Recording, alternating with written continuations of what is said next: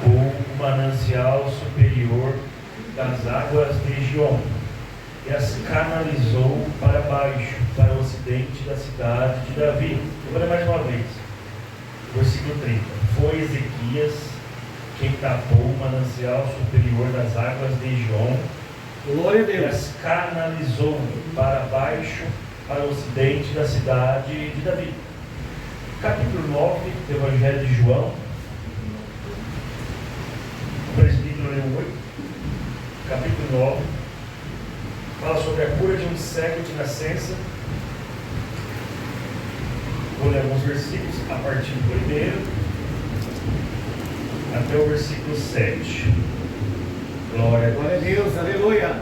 Diz assim: quando Jesus ia passando, viu um homem cego de nascença.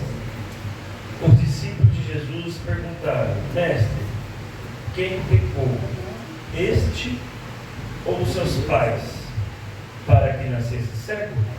Jesus respondeu: nem ele pecou e nem os seus pais, mas isto aconteceu para que se manifestem nele as obras de Deus.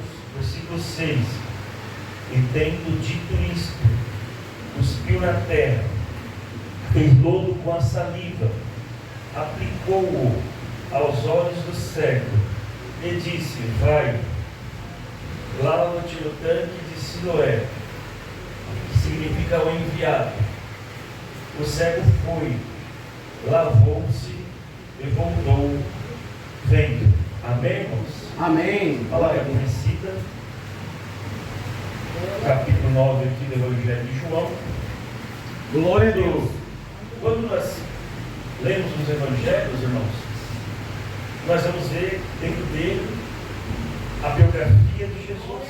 Nos Evangelhos, nós vemos o nascimento de Jesus, nós vemos o ministério de Jesus, a morte de Jesus, e vemos a crucificação também de Jesus e a sua ressurreição dentro dos Evangelhos. Aleluia. E no ministério de Jesus, 3 anos e meio, nós dividimos esse ministério também em 3 formas. Que é o primeiro ano do seu ministério, que é chamado ano da inauguração. Por quê? Esse ano, Jesus, ele é batizado por João Batista, é onde também ele escolhe os seus 12 discípulos, e também é onde acontece o primeiro milagre de Jesus no casamento em Canaã da Galileia. No segundo ano do ministério de Jesus, é o ano da popularidade. Foi quando as multidões começaram a acompanhar Jesus pelos milagres que Jesus operava, pelas palavras que Jesus ensinava. Então Jesus foi alcançando multidões, um homem a qual operava milagres, trazia palavras que confortava a alma dos seus ouvintes. E Jesus, então, ele passou a ser uma pessoa a qual todo mundo acompanhava onde ele estava. No terceiro ano do ministério de Jesus, foi o ano da oposição. Foi quando os fariseus e os escribas se opuseram ao ministério de Jesus, de várias formas tentando parar o seu ministério. Como o presbítero falou, encontrar alguma coisa que pudesse o acusar, alguma brecha em Jesus, como por exemplo, quando viram os discípulos de Jesus a comer sem lavar das mãos, logo questionaram, porque não só tinha a questão de higiene ali, mas tinha a questão cerimonial também do lavar das mãos. E logo acusaram os discípulos, indo até Jesus, falando que os seus discípulos comem sem lavar das mãos. Jesus vai logo falar que o que contaminava o homem não era o que entrava pela boca, com a mão suja no caso, mas sim o que saía da boca do homem. Ou seja, as palavras, a língua era muito mais poderosa do que uma mão quando comia sem lavar delas.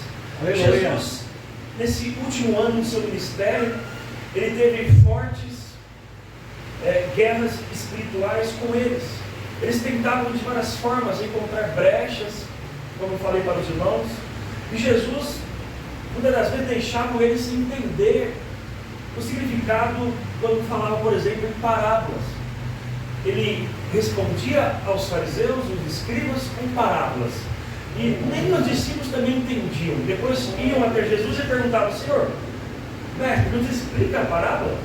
E Jesus falava: a vós é dado saber os mistérios do reino de Deus, mas a outros são falados com parábolas, para que ouvindo não entendam e vendo não percebam. No capítulo, por exemplo, 23 de Mateus, no versículo 4, na verdade é todo o capítulo, mas no versículo 4, no versículo 24, Jesus vai censurar os fariseus e os escribas, dizendo para eles, no versículo 4, que eles eram condutores cegos, eles atavam fardos pesados sobre os ombros dos outros, mas não ajudavam a mover com o dedo sequer. Coavam uma mosca numa sopa, mas engoliam um camelo. Esses eram os religiosos da época, que observavam os pequenos detalhes, mas se escorregavam em tamanho outros tão grandes. E nós vemos que o Evangelho é da seguinte forma: nós vemos igrejas que são liberalistas, tem isso nos dias de hoje, são as igrejas liberalistas, podem tudo, pode tudo.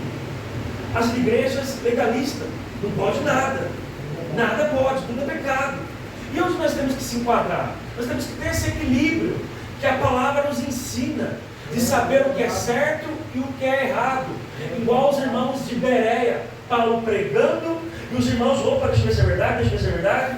O que está dentro das Sagradas Escrituras é o que nós temos que aprender.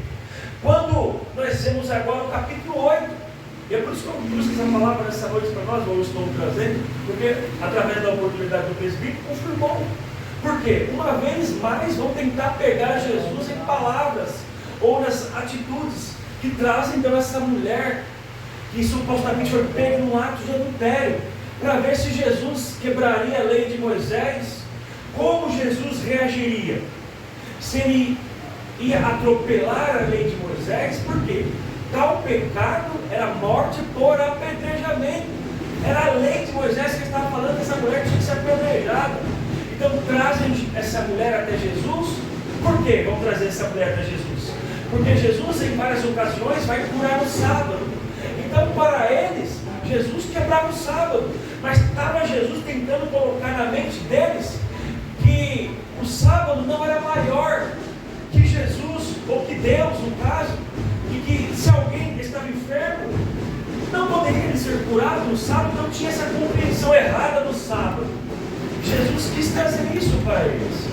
E aqui no capítulo 8, todos estão já com as suas pedras para apedrejar aquela mulher. Como o presbítero falou, Jesus está escrevendo na terra, todos prontos para matar aquela mulher.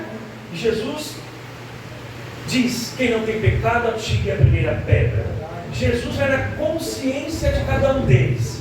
Eles se sentem acusados. Então largam as suas pedras, e ali aquela mulher tem a oportunidade, ainda que errou, de recomeçar de novo. Porque é o Evangelho da Graça que está começando a ser mostrado por Jesus. E qual é a diferença?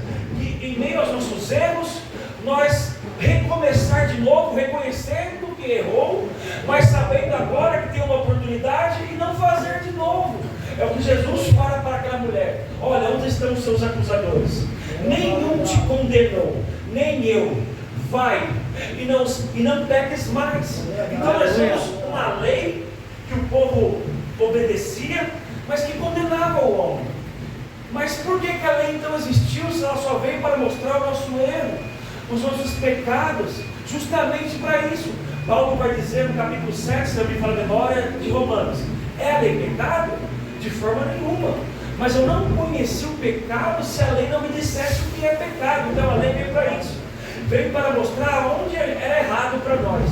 Ou seja, e automaticamente a gente sabia que nós não íamos conseguir cumprir ela de forma nenhuma. Aleluia. Mas foi necessário ela vir para quê? Para a gente saber aonde nós ia errar. Por exemplo, olha a diferença da lei e da graça. Então a graça ela veio para nos dar a oportunidade de recomeçar de novo, sabendo que nós somos justificados pela morte de Cristo, pelo seu sangue. Nós vamos ver a primeira pregação da lei. Foi quando Moisés desce do monte e o povo está adorando o bezerro lá embaixo. A primeira oportunidade que a lei é pregada, a lei fresquinha, Moisés desce com as tábuas, e na primeira pregação da lei, quase 3.000 almas morreram. A Bíblia diz isso. Mas na primeira pregação da graça, que foi no dia de Pentecostes,